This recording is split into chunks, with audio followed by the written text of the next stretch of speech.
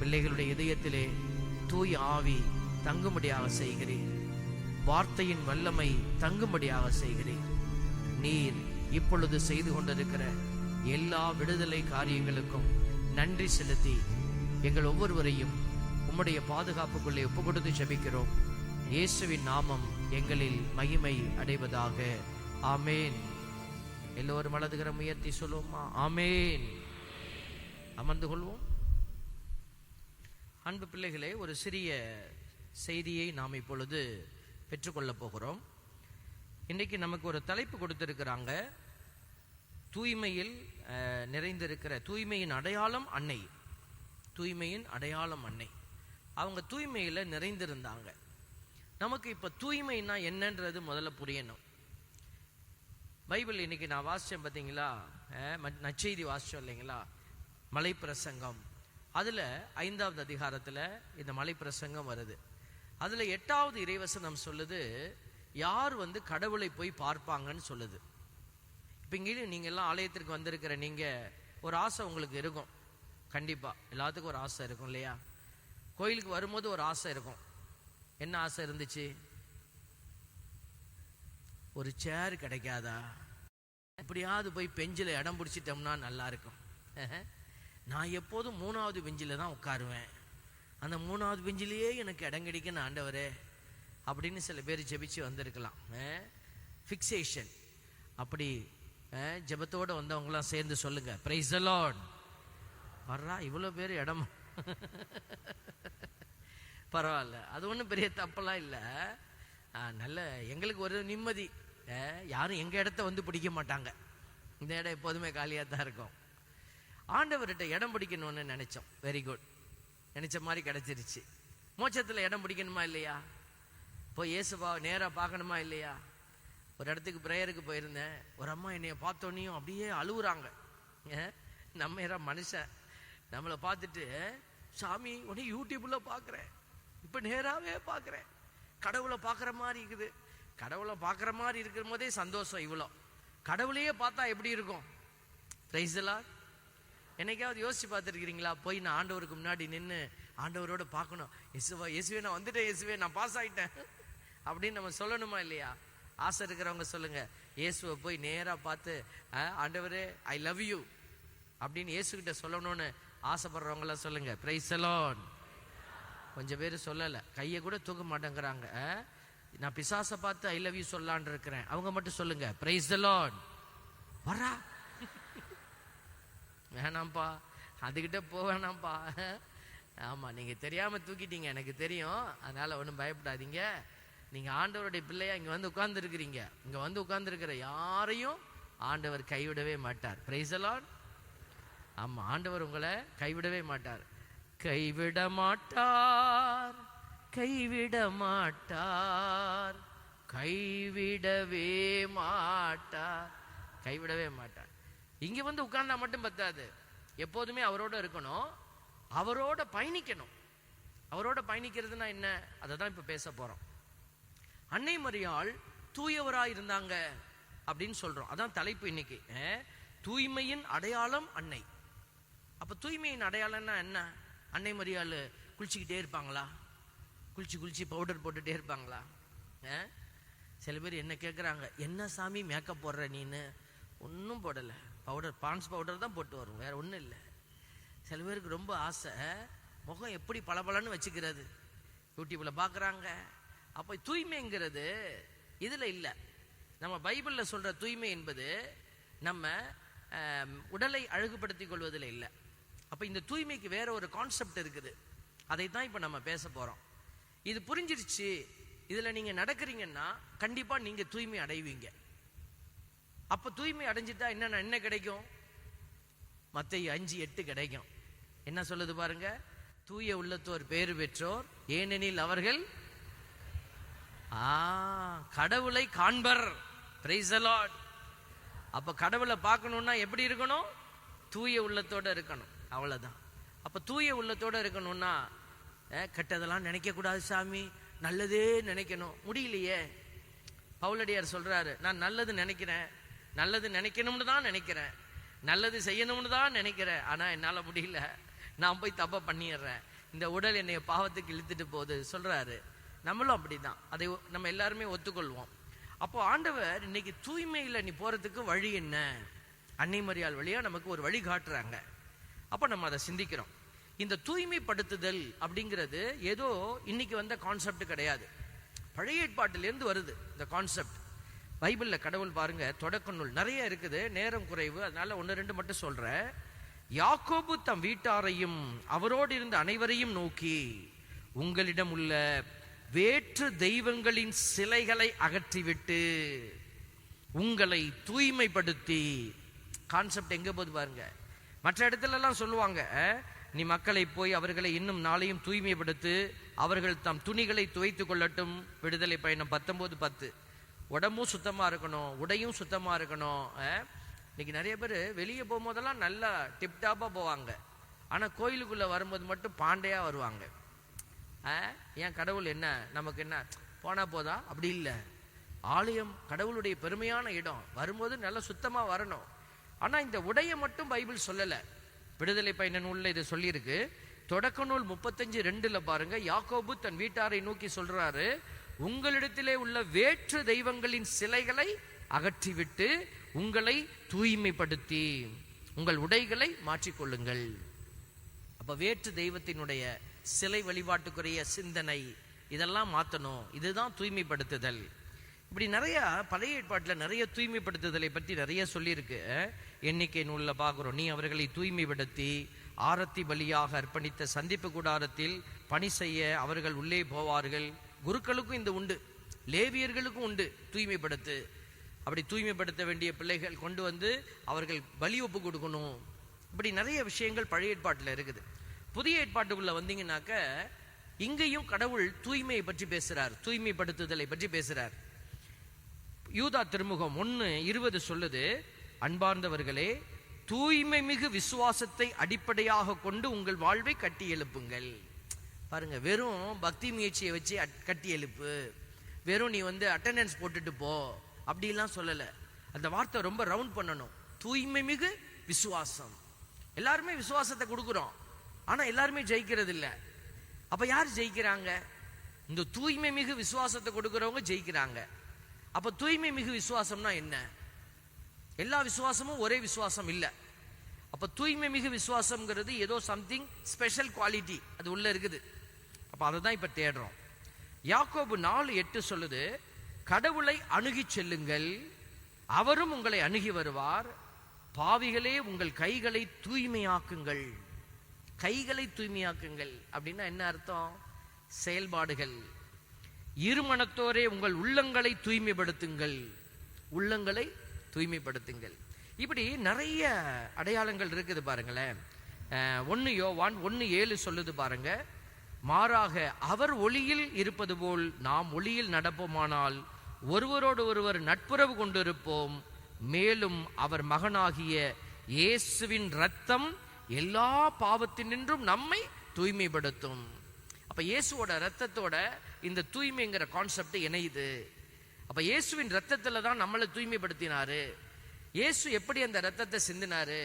ஏதோ ரூம்ல உட்காந்துக்கிட்டு 10 சொட்டு ரத்தத்தை அவரு சிந்திட்டு போயிடல.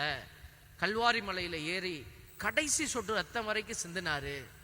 இயேசு எனக்காக ரத்தம் சிந்திட்டாரு, இனிமே எனக்கு ஒரு பிரச்சனையும் இல்லைன்னு நம்ம சொல்லக்கூடாது. அவர் போன வழியில நீங்க போகணும். அப்ப கல்வாரி மலையை தேடிக்கிட்டு போகணுமா? நிறைய பேர் ஹோலி லேண்டுக்கு போயிட்டு வந்தா மோட்சத்துக்கு போயிடலாம் நினைக்கிறாங்க. தயவு செய்து அப்படி நினைச்சு ஏமாந்து போயிடாதீங்க. ஹோலி லேண்டு போங்க, அது ஒரு ஆவல், அது போய் நீங்க ஆசையோடு போயிட்டு வரலாம். ஆனால் கல்வாரி மலையில போய் அங்க போய் ஆண்டவர் நின்ன இடத்துல நின்னுட்டோம் அப்படின்னா நம்ம மோட்சத்துக்கு போயிட மாட்டோம். ஆண்டவர் சொன்னபடி செய்கிற பிள்ளைகள், ஆண்டவருடைய விழுமியங்களில் நிற்கிற பிள்ளைகள் தான் வெற்றி பெறுவார்கள். ஆண்டவர் என்ன சொல்றாரு? ஆண்டவருடைய ரத்தத்துல நீங்க கலக்கணும் திருப்பலியில. அதனாலதான் அந்த ரசத்துல பாத்தீங்கன்னாக்க ஒரு சொட்டு தண்ணீரை ஊத்துறாரு சாமியார், ஒரு சொட்டு தண்ணி. அதுக்கு ஒரு பேரு சொல்லுவாங்க, இட்ஸ் கால்டு லக்கி டிராப். எவ்வளோ தண்ணி குடிக்க வச்சிருந்தாங்க, எவ்வளோ தண்ணி வேற பாத்திரம்லாம் கழுவுனாங்க, அதுல கொஞ்சம் தண்ணியை கை கழுவுறதுக்கு ஊத்துனாங்க. குருவானவர் கை கழுவுறதுக்கு ஒரு பாத்திரம் இருக்கு, அது ஊத்துனாங்க. அதுல இருந்து கொஞ்சம் தண்ணிய குருவட்டுங்கிற குப்பியில ஊத்துனாங்க. அதுல இருந்து குருவானவர் ஒரு சின்ன கரண்டி போட்டு ஒரு சொட்டு அந்த தண்ணி எடுத்து தான் ஆண்டவருடைய திரு ரத்தத்தில் போட்டார். இவ்வளோ தண்ணி இருக்கிற இடத்துல அந்த ஒரு சொட்டு தண்ணிக்கு தான் ஆண்டவருடைய ரத்தத்தில் கலக்கிற வாய்ப்பு கிடைச்சிச்சு. அதே மாதிரி தான் எவ்வளோ மக்கள் இருக்கிறாங்க, நீங்கள் மட்டும்தான் கிறிஸ்தவர்களாக அழைக்கப்பட்டீங்க.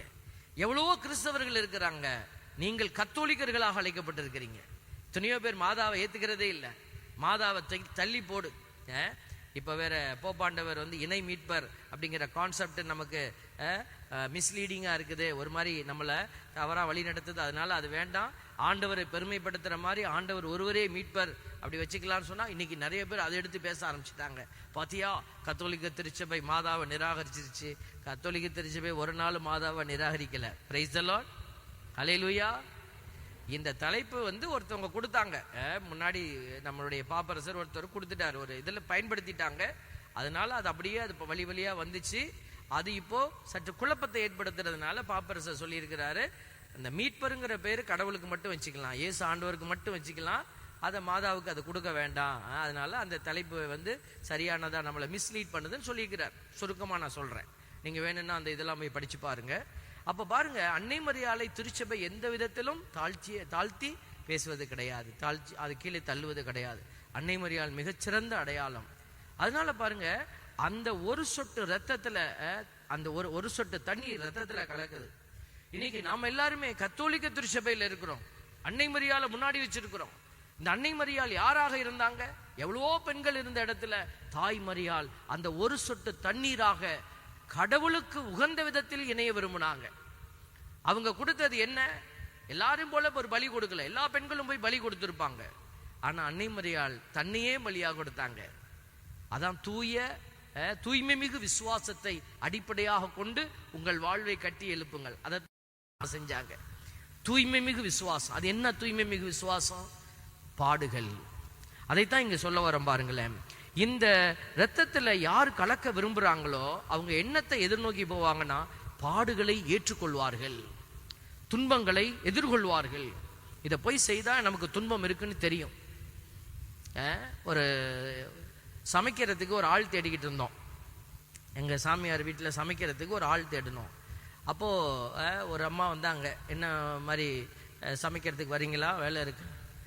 சமைக்கிறதா? ஐயோ, சாமியார் வீட்டில் சமைக்கிறதுலாம் எனக்கு வரமாட்டேன் சாமி, ஊர் உலகம் ஒரு மாதிரியா பேசும். பாருங்களேன், சமையல் வேலை செய்யறதுக்கு கூட அவங்களுடைய பயம் எப்படி இருக்கு, ஊர் ஒரு மாதிரி பேசும். கோயிலில் ஒரு வேலை செய்யுங்களேன், இல்லை ஃபாதர் வந்தா வேறு பிரச்சனை. ஒரு இன்ஜினியர் என்கிட்ட வந்தார், ஒரு கோயிலில் ஒரு வேலை கெபி ஒன்று கட்டணும். அப்போ சொன்னேன், சார் நீங்கள் இன்ஜினியர் தானே, இந்த வேலையை நீங்கள் செய்யுங்களேன் அப்படின்னு.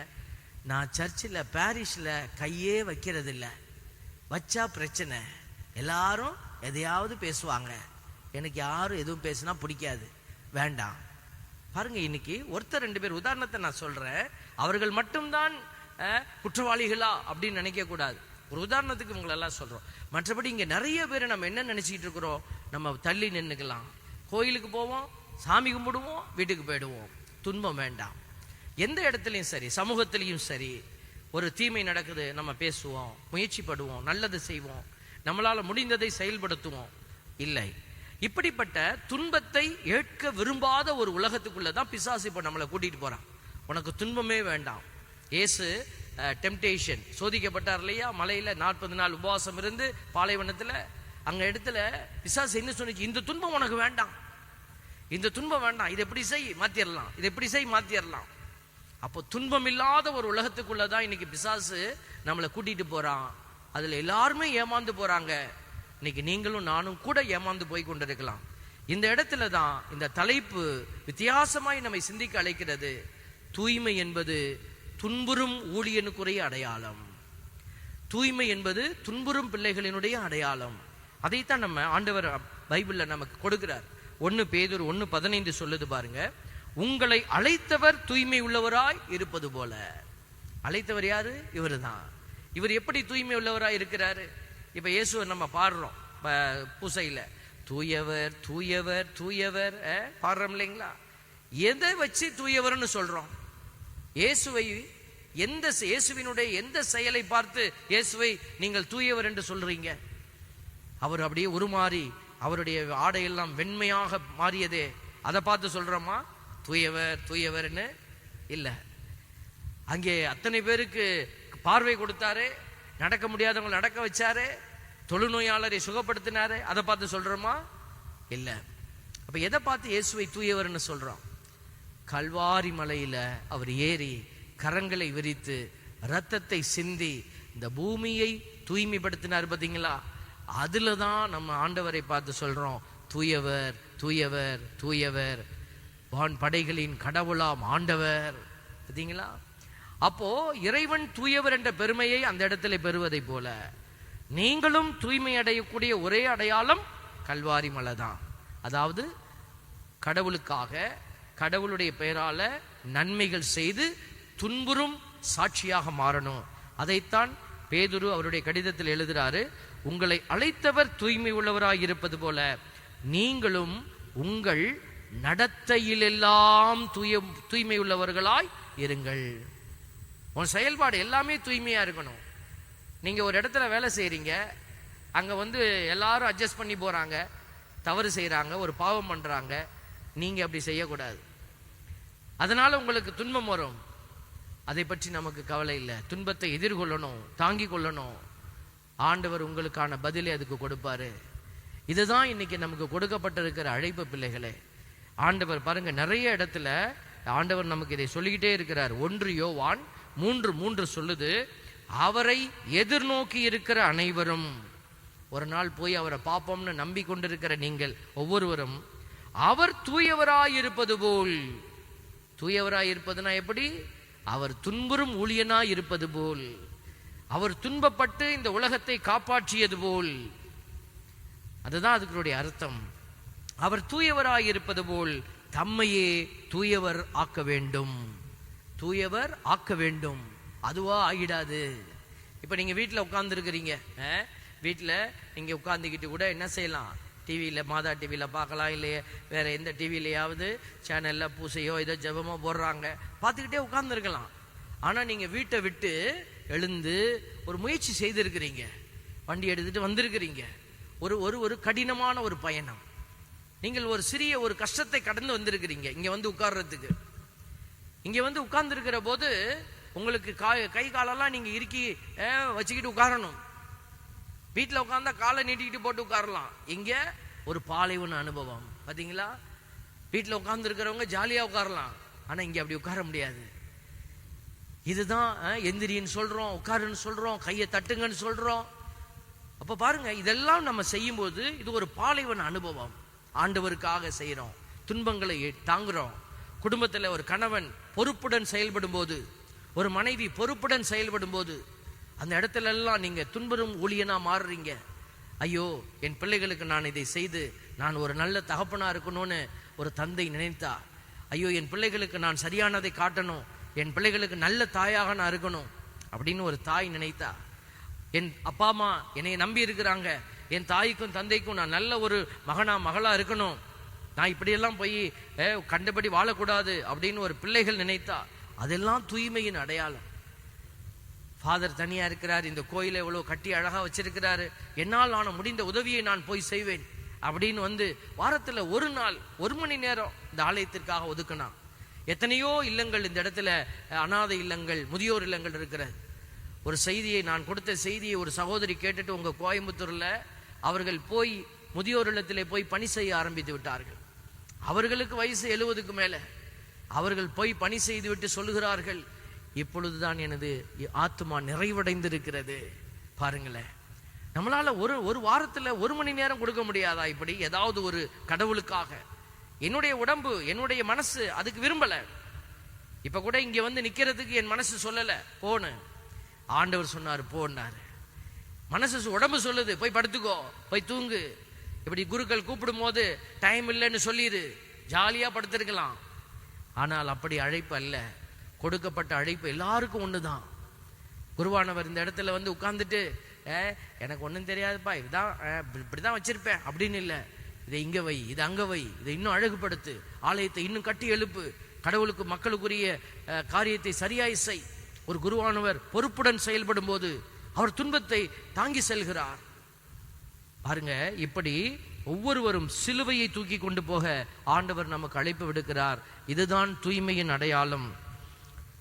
எதிர்கிறிஸ்து எதிர்கிறிஸ்துன்னு ஒரு வார்த்தையை நீங்க கேட்டிருப்பீங்க, அந்த கிறிஸ்துன்னு. அதை ரொம்ப டைலூட் பண்ணி சொல்லியிருக்கிறோம். இப்போ எதிர்கிறிஸ்து, ஆன்டி கிரைஸ்ட். அதுதான் ஆன்டினா எதிர், அதை பழைய வார்த்தை தான் அந்த கிறிஸ்து அப்படின்னு சொல்லியிருக்கு. யார் இந்த அந்த கிறிஸ்து, யார் இந்த எதிர் கிறிஸ்து?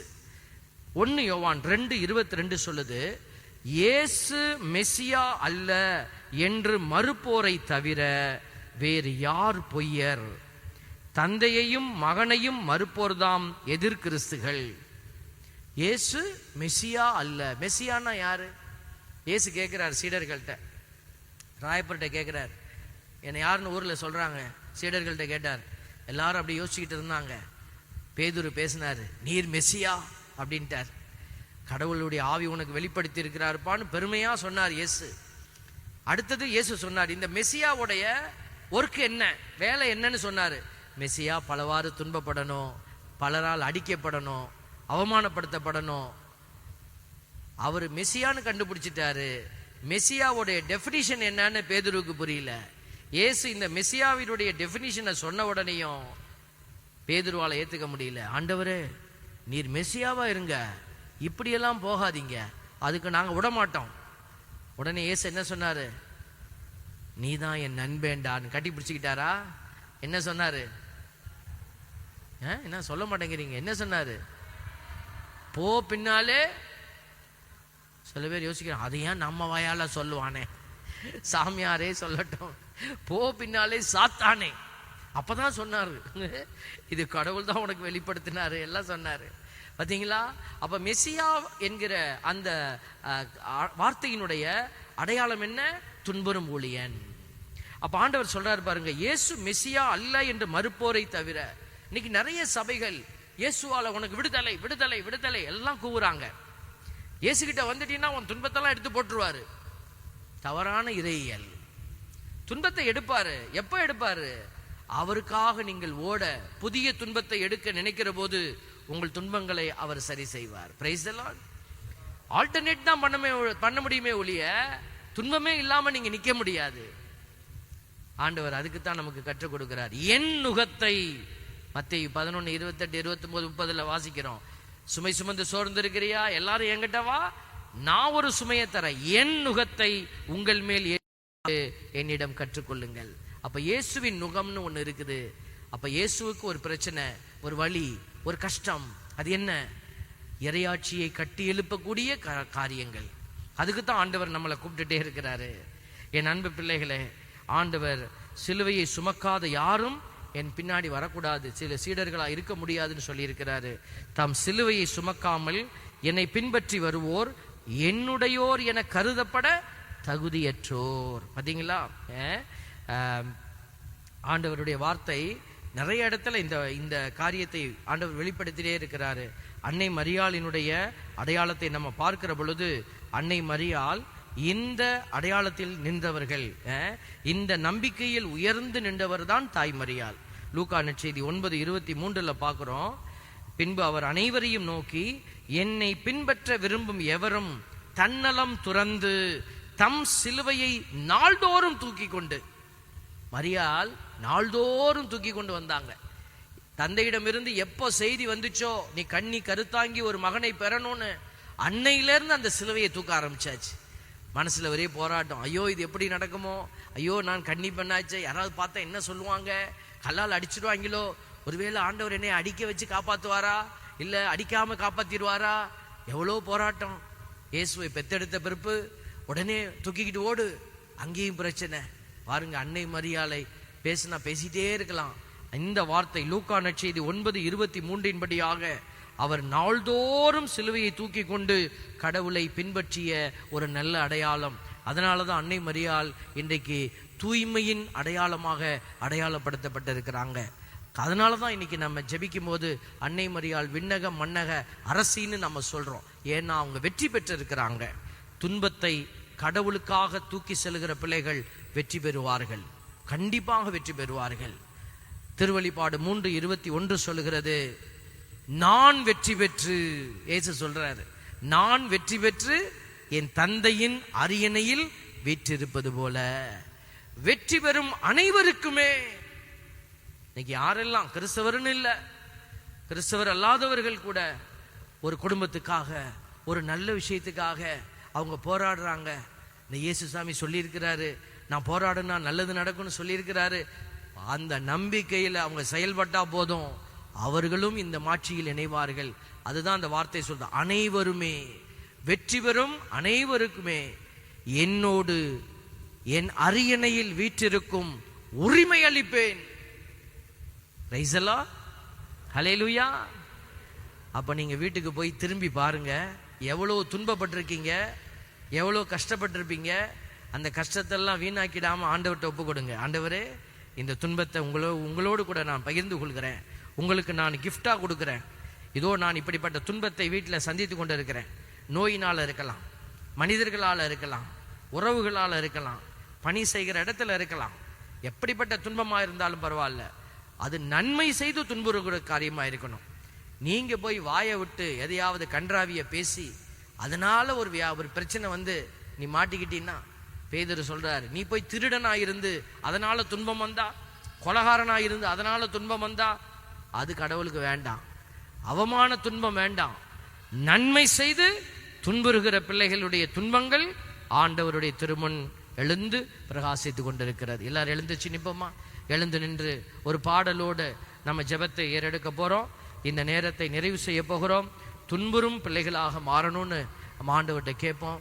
ஆண்டவரே, எனக்கு பலன் தாங்க ஆண்டவரே. ஏதோ உம்மை போல என்னால் ஓட முடியலனாலும் திருத்தூதர்களை போல, அன்னை மரியாளை போல, இன்னும் எனக்கு முன்னாடி ஓடிக்கிட்டு இருக்கிற எல்லா இறைவாக்கினர்களை போல நானும் என்னால் முடிந்தவரை துன்பத்தை தாங்கி எடுத்து செல்ல உமக்கு உதவி செய்ய எனக்கு கற்றுத்தாரும். எல்லாரும் அப்படியே இயேசு ஆண்டவரை பாருங்க, கரங்களை கும்பிடுங்க பாப்போம். நற்கருணை ஆண்டவரை பாருங்க, சொல்லுங்க, நான் சொல்லுங்க, இயேசு ஆண்டவரே, இரக்கத்தின் பிதாவே, இரக்கத்தின் பிதாவே, வழிநடத்தும் தூய ஆவியானவரே, வழிநடத்தும் தூய ஆவியானவரே, இந்த மாலை பொழுதில் அன்னை மரியாள் தூய்மையின் அடையாளமாய் இருப்பது போல நாங்களும் தூய்மையின் அடையாளமாய் துன்புறும் ஊழியராய் உம்மோடு பயணிக்க எங்களுக்கு ஆற்றல் தாரும். ஹல்லேலூயா, ஹல்லேலூயா, ஹல்லேலூயா, ஹல்லேலூயா. துன்ப நேரம் சோர்ந்து விடாதே, ஜீவ கிரீடம் உனக்கு தருவேன், சீக்கிரம் வருவேன், அழைத்து செல்வேன், எழுந்து ஒளி வீசு, வழியும் சத்தியமும் ஜீவனும் நானே.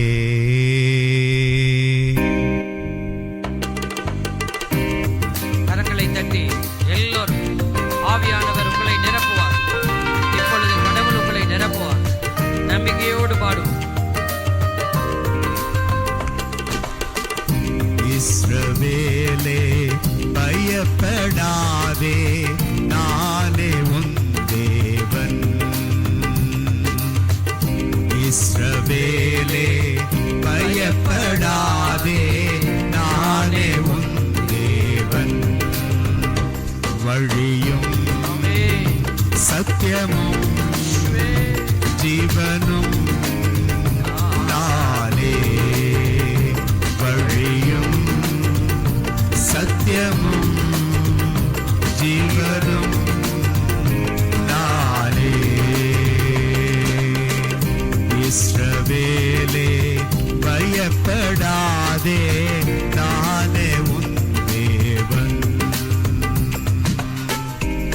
ஆண்டவர் உன்னை தெரிந்து கொண்டார். தாயின் கருவிலே உங்கள் ஒவ்வொருவரையும் தெரிந்து கொண்ட ஆண்டவர் எதற்காக உன்னை தெரிந்து கொண்டார்?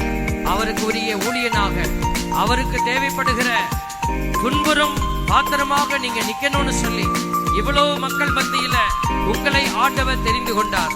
இதை அறியாத இனமாக நாம் ஓடிக்கொண்டிருக்கிறோம். துன்பம் வேண்டாம் என்று ஓடிக்கொண்டிருக்கிறோம்.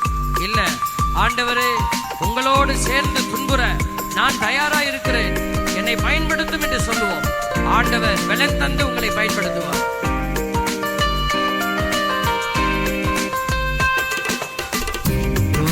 நேரம் சோர்ந்து விடாதே மகனே, மகளே. துன்ப நேரம் சோர்ந்து விடாதே, ஜீவ கிரீடம் உனக்கு தருவேன், ஜீவ கிரீடம் உனக்கு தருவேன், சீக்கிரம் வருவேன், அழைத்து செல்வேன், எழுந்து ஒளி வீசு. வழியும் சத்தியமும் ஜீவனும் நானே. வழியும் சத்தியமும் ஜீவனும் நானே. இஸ்ரவேலே பயப்படாதே, நானே உன் தேவன். இஸ்ரவேலே பயப்படாதே, நானே உன் தேவன். இஸ்ரவேலே பயப்படாதே, நானே உன் தேவன். இயேசுவே,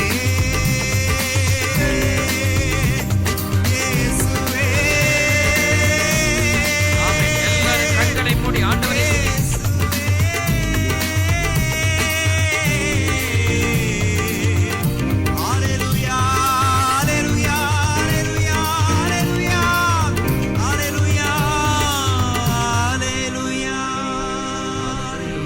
கண்களை மூடி, எல்லாரும் கண்களை மூடி கரங்களை மார்களை வைத்துக் கொண்டு இதை ஒரு விஷயம் ஆண்டவருக்கு நன்றி செலுத்துங்க.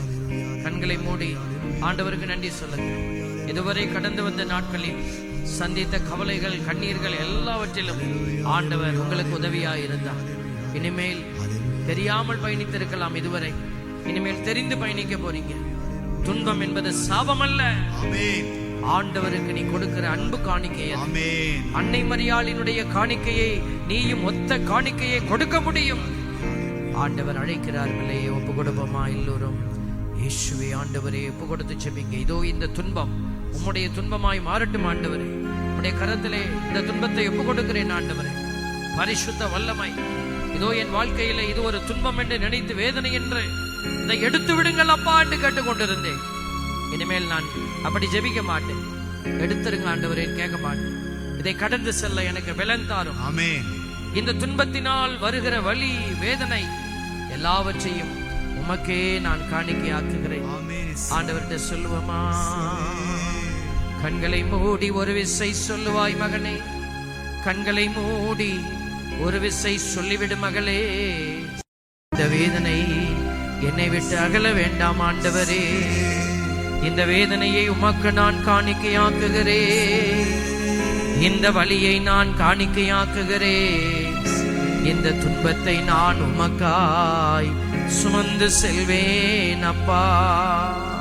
பாடுகளின் வழியாக உனக்கு மீட்பு உண்டு. சீடர்கள், திருத்தூதர்கள் அறிந்து கொண்டார்கள்.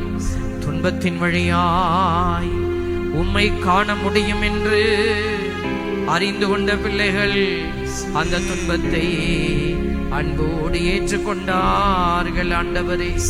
அதே போல நாங்களும் துன்பத்தை தாங்கிக் கொள்ள எங்களுக்கு ஆற்றலும் பலனும் தருவதற்காய் நன்றி. பலப்படுத்தும் ஆண்டவரே, பிள்ளைகளை பலப்படுத்தும் ஆண்டவரே. வல்லமை நதியாய் மழையாய் பொழியட்டும் ஆண்டவரே. துன்பத்தை தாங்கிகள பலத்தின் ஆவி இப்பொழுது பிள்ளைகளுக்கு ஊற்றப்படுவதாக.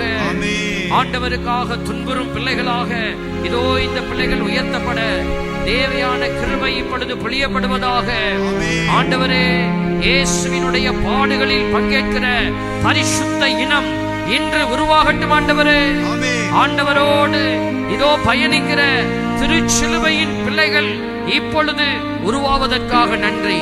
தாய் மரியாளினுடைய துன்பத்திலே பயணிக்கிற, துயரத்திலே பயணிக்கிற பிள்ளைகள் இயேசுவோடு பயணிக்க தயார் நிலையில் இருக்கிற பிள்ளைகள் ஆசீர்வதிக்கப்படுவார்களாக. பரிசுத்த வல்லமையும் பரிசுத்த இரக்கமும் நிறைந்த உம்முடைய கரத்தில் பிள்ளைகளையும் எல்லோரையும் ஒப்பு கொடுத்து ஜெபிக்கிறோம். இயேசுவினுடைய பரிசுத்த நாமம் இவர்கள் வழியாக மகிமை அடைவதாக. ஆமென். எல்லோரும் வலதுகரம் உயர்த்தி ஒரு முறை சொல்லுவோமா? ஆமென். விழுந்தாட்படையிடுவோம். மாண்பியர் கீதம். ஆண்டவர் துன்பத்தை தாங்குகிற பிள்ளைகளுக்கு பலனளித்து பாதுகாக்கிறார். நம்பிக்கையோடு ஜெபிப்போம்.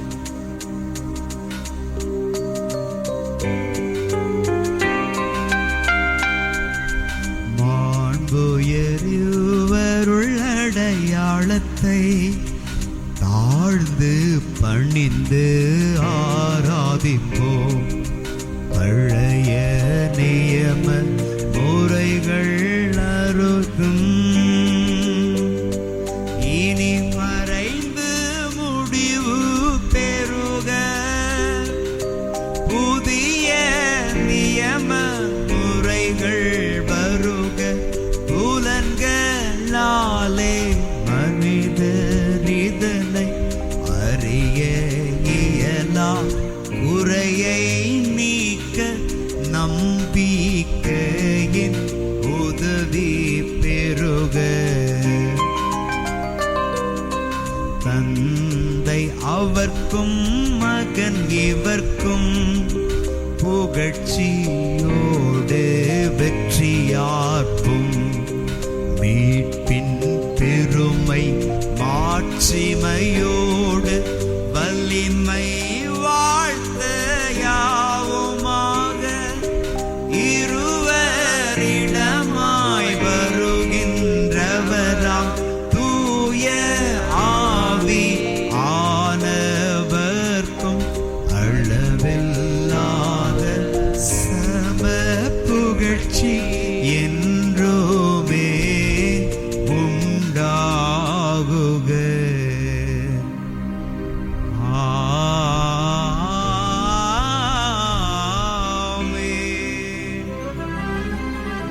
மன்றாடுவோமாக. இறைவா, இந்த வியப்புக்குரிய அருளடையாளத்திலே உம்முடைய பாடுகளின் நினைவை எங்களுக்கு விட்டு சென்றி உமது திருவுடல் திரு ரத்தம் இவற்றின் தூயமறை பொருளை வணங்கும் நாங்கள் உமது மீட்பின் பயனை இடைவிடாமல் துய்த்துணர்ந்து மகிழ நீர் அருள்வீராக. தந்தையாகிய இறைவனோடு தூயாவியாரின் ஒன்றிப்பில் இறைவனாய் என்றும் வாழ்ந்து ஆட்சி செய்கின்ற உம்மை மன்றாடுகின்றோம்.